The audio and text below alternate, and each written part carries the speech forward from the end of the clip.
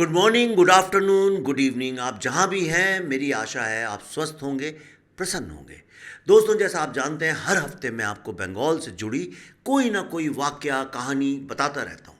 उसके दो रीज़न्स हैं। नंबर वन, ये कि डेली फाइल्स बनाते हुए हमने जो भी रिसर्च किया, मैं चाहता हूँ वो आप तक पहुँचे। ऐसा ना हो कि हमारे ही ऑफिस में दबके रह जाए। दूसरी बात, आपकी भी आंखें खुलें, आपको ये बात समझ में आए कि आपसे क्या क्या छुपाया गया है। एक विधिवत तरीके से हमारे जो इतिहास है, जो असली इतिहास है, छुपाया गया है। इसलिए मैं आपसे ये कहानियाँ शेयर करता हूँ। तीसरा कारण यह है, मैं चाहता हूँ अगर आप यंग हैं तो बहुत अच्छी बात है, अगर आपके बच्चे हैं या आपके भाई बहन दोस्त कोई यंग लोग हैं, उन तक इनको ज़रूर पहुँचाइए। भारत के युवा की पहली आवश्यकता है वो अपने सत्य इतिहास को जाने।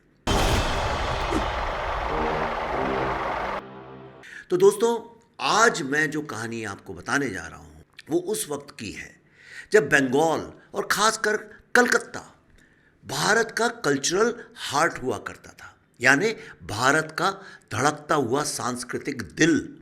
एक समय था जब बंगाल का नाम देश के सबसे प्रॉस्पेरस इंडस्ट्रियल और एजुकेशनल स्पेसेस में गिना जाता था।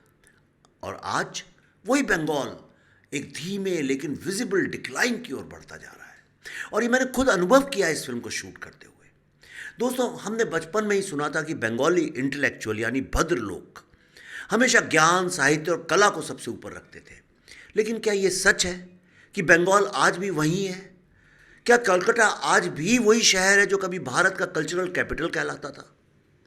जब हम वेस्ट बंगाल के छोटे शहरों में घूमते हैं तो वहां का हाल कुछ और ही कहानी सुनाता है।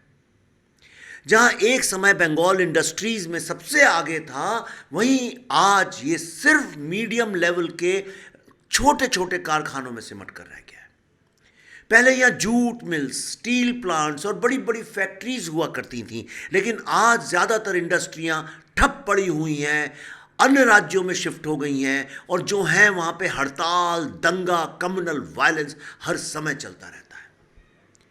दोस्तों, इसके अलावा एक और बहुत बड़ा बदलाव देखने को मिलता है बंगाल में उनके युवाओं के साथ। एक समय था जब युवा केवल पढ़ाई के लिए बाहर जाते थे, लेकिन अब हाल कुछ ऐसा हो चुका है कि पढ़ाई के लिए बाहर तो जाते हैं, लेकिन लौट कर वापस बंगाल नहीं आते हैं। कोलकाता के कई इलाकों में आप देखेंगे कि वहाँ केवल बुजुर्ग लोग रह गए हैं, और ये मैंने अपनी आंखों से देखा है। मोहल्ले के मोहल्ले, गांव के गांव, शहर के शहर में सिर्फ बूढ़े बुढ़िया लोग रह रहे हैं। जवान लोग चले गए हैं, वापस ही नहीं आते हैं। बच्चे और युवा या तो दिल्ली, बेंगलोर, पुणे, मुंबई चले गए या विदेशों में बस गए। ऐसा क्यों हो रहा है? क्या सिर्फ रोजगार की कमी इसकी वजह है या फिर कुछ और भी कारण है? दोस्तों, आज कलकत्ता की कई गेटेड सोसाइटीज किसी बड़े रिटायरमेंट होम जैसे लगती हैं। लोग अपने बच्चों और पोते पोतियों से वीडियो कॉल्स पर बात करके ही खुश रहने को मजबूर हैं। अब सवाल उठता है, आखिर बंगाल का यूथ बंगाल छोड़ क्यों रहा है? और इसका जवाब है बंगाल की पॉलिटिक्स, बल्कि मैं तो कहूंगा बंगाल की dirty, dangerous, damaging, destructive politics. आज से कुछ दशक पहले लेफ्टिस्ट गवर्नमेंट ने बंगाल को एक लेबोरेटरी बना दिया था, इंडस्ट्रीज को खत्म करने की लेबोरेटरी। इंडस्ट्रीज को खत्म किया गया, हड़तालों का दौर शुरू हुआ और इन्वेस्टर्स छोड़ छोड़ के भागने लगे। और फिर आई 2011 की वो लहर जब बंगाल के लोगों ने उम्मीद के साथ टीएमसी को सत्ता सौंपी। लेकिन क्या बदला? क्या कुछ बदला? शायद कुछ भी नहीं। लेफ्टिस्ट वायलेंस की जगह अब टोला सिस्टम ने ले ली। टोला सिस्टम, आप जानते हैं ये क्या है? बंगाल की राजनीति को लेकर एक चीज जो सबसे ज्यादा चर्चित है वो है टोलाबाजी, यानी ऑर्गेनाइज्ड एक्सटॉर्शन। पहले लेफ्ट सरकार के दौरान यह सिस्टम था कि लोकल पार्टी यूनिट्स अपना एक टैक्स वसूलती थी, लेकिन आज हालात और ज्यादा बिगड़ चुके हैं। अब पूरे राज्य में छोटे छोटे ग्रुप्स हैं जो एक दूसरे से लड़ते रहते हैं कि पैसा कौन वसूलेगा। It's a war between extortionists, political extortionists. चाहे मकान बनवाना हो, दुकान खोलनी हो या किसी प्राइवेट स्कूल में एडमिशन लेना हो, और तो और अपनी बेटी की शादी करानी हो, हर जगह टोलाबाजी है। कोई घर बनाना चाहता है, सिंडिकेट से सामान खरीदो। दुकान खोलनी है, पार्टी के गुंडों को पैसा दो। आज बंगाल में कोई भी इकोनॉमिक एक्टिविटी बिना टोलाबाजी किए हो ही नहीं सकती, यह मैं चैलेंज से कह सकता हूं। और इसलिए क्योंकि जब हम लोग दिल्ली फाइल्स के रिसर्च के लिए वहां गए थे तो दोस्तों हमारे इंटरव्यूज कराने में भी टोलाबाजी चालू हो गई और अंततः हमारी रिसर्च टीम को वहां से भाग के वापस बंबई आना पड़ा। चेहरे तो बदल गए हैं मगर खेल वही चल रहा है, वही पुराना सुहरावर्दी का आज़ादी के पहले का मुस्लिम लीग का खेल चल रहा है। सिर्फ पार्टी के लोग ही नहीं, पुलिस भी इस अरेंजमेंट में शामिल है।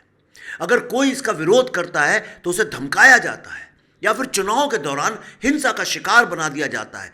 वेस्ट बंगाल की राजनीति में हिंसा कोई नई बात नहीं है। Political violence, specially electoral violence, Bengal के अब पॉलिटिकल डीएनए में बस गया है और एज अ वेपन यूज किया जाता है। दोस्तों चुनाव के दौरान ये और भी साफ नजर आता है, जहां भी सेंट्रल सिक्योरिटी फोर्सेस तैनात रहती हैं वहां पीसफुल वोटिंग होती है और भारी टर्नआउट भी होता है। और वहीं जहां स्टेट पुलिस की निगरानी वाले एरियाज में इलेक्शंस होते हैं, वायलेंस और यहां तक कि बूथ कैप्चरिंग के कारण वोटिंग इफेक्ट होती है। कई बार तो ऐसा भी होता है कि लोकल इलेक्शन ऑफिसर्स बिना सेंट्रल सिक्योरिटी फोर्सेस के अपना ड्यूटी करने से मना ही कर देते हैं। दोस्तों बंगाल हमेशा से शिक्षा के लिए जाना जाता था। मेरे माता पिता भी वहीं जाके पढ़े थे, लेकिन पिछले कुछ वर्षों में एजुकेशन सिस्टम का बंगाल में जो हाल हुआ है वो वाकई चिंता का विषय है। बोर्ड एग्जाम्स में पेपर लीक हुए, लेकिन लोगों ने कोई बड़ा विरोध नहीं किया। पहले जहां एजुकेशन को लेकर बंगाली समाज बेहद सेंसिटिव था, वहीं अब लोग केवल मनी मन गुस्सा जाहिर करते हैं या व्हाट्सएप पे। कई नामी कॉलेजेस और यूनिवर्सिटीज के स्टैंडर्ड्स गिरते जा रहे हैं। जो छात्र मेहनत करते हैं वे बाहर पढ़ने चले जाते हैं। यह भी एक वजह है कि बंगाल में इंटेलेक्चुअल डिक्लाइन देखने को मिल रहा है। लेकिन क्या सब कुछ खत्म हो चुका है? नहीं, ऐसा नहीं है। बदलाव की चाहत अब धीरे धीरे दिखने लगी है। बंगाल के लोग जो पहले अपनी समस्याओं पर बात करने से कतराते थे, अब खुलकर सरकार से सवाल पूछ रहे हैं। पहले जब कोई बंगाल को क्रिटिसाइज करता था तो भद्र लोग इसे बर्दाश्त नहीं करते थे, लेकिन अब एक नई सोच उभर रही है। अब लोग बंगाली प्राइड वाली राजनीति पर सवाल उठाने लगे हैं। अब बंगाल के लोग ये नहीं चाहते कि उनका स्टेट नेशनल प्रोग्रेस से आइसोलेटेड रहे। आज बंगाल के लोग पूरे भारत की मेन स्ट्रीम में भाग लेके उसका एडवांटेज उठाना चाहते हैं। आने वाले चुनाव में अगर फेयर वोटिंग होती है तो शायद बंगाल एक नया रास्ता अपनाने को तैयार हो सकता है। यह देखना बड़ा दिलचस्प होगा कि क्या बंगाल अपने पुराने गौरव को वापस पा सकता है या नहीं। ये तो 2026 में आने वाले इलेक्शंस ही तय करेंगे।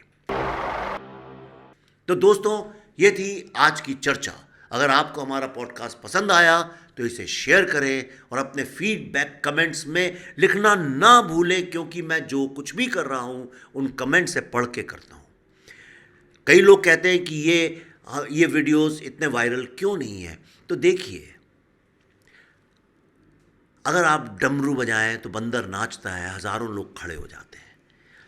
वो आवश्यक नहीं है। आवश्यक ये है, क्या आपने सुना? क्या आपने इसको अपने भाई, अपने बेटे, अपनी बेटी, अपने दोस्त, अपने कलीग, अपनी पत्नी, आपने व्हाट्सएप पे अपने रिश्तेदारों के साथ शेयर किया? शेयर करते रहिए। अगले एपिसोड में फिर मिलेंगे एक और दिलचस्प बंगाल से जुड़े विषय को लेकर। तब तक के लिए वंदे मातरम।